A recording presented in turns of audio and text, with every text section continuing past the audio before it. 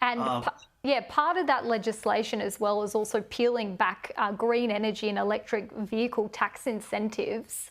You're saying that, it's a big win. He's been able to roll, everything he wants essentially into this big, beautiful bill. But, part of Trump's wider push to pivot away from clean energy, that's going to anger some people. That's going to anger some in the tech industry. We know Elon Musk, they've had a bit of a fallout. Is that, friendship now not repairable? I don't think it is at this point. And again, this bill is so complex.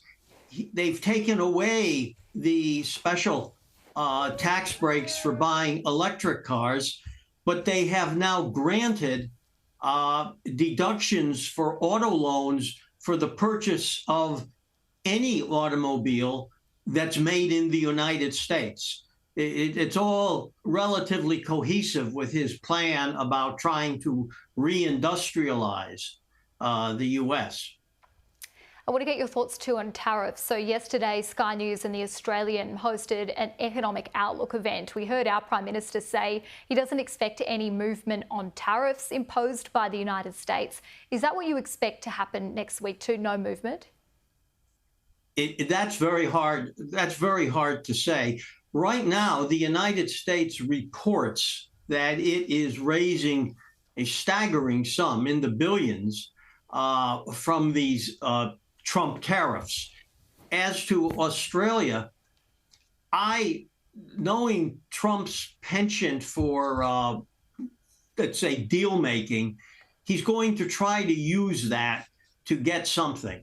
I think it's still with this guy, everything is negotiable. So you can't say that it's set in stone until you sit down and start talking to him. Well, when we're talking about talking, is there going to be any talking? Is Anthony Albanese going to get that meeting with Donald Trump? Oh, I think he eventually will. I think, again, everything with Donald Trump is kind of a calculated dance. And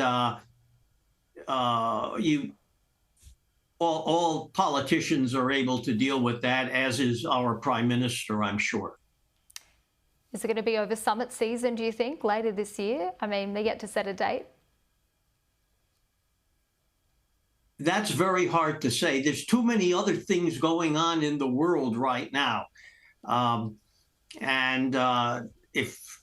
If Trump is riding, let's say, riding high, I think that's all very possible. But a lot is going to depend on what's happening in the Ukraine and the Middle East. And before we go, just quickly, I wanted to get your thoughts on that too. So we've got the Russian president, launching that largest attack on Ukraine since the war began. That was hours after that call with Trump. Is his involvement here helping or hindering?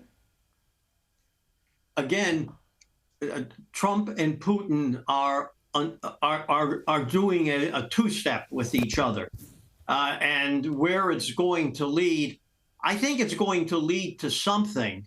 But it's at this point, I think the United States is going to end up sending a lot more arms into the Ukraine.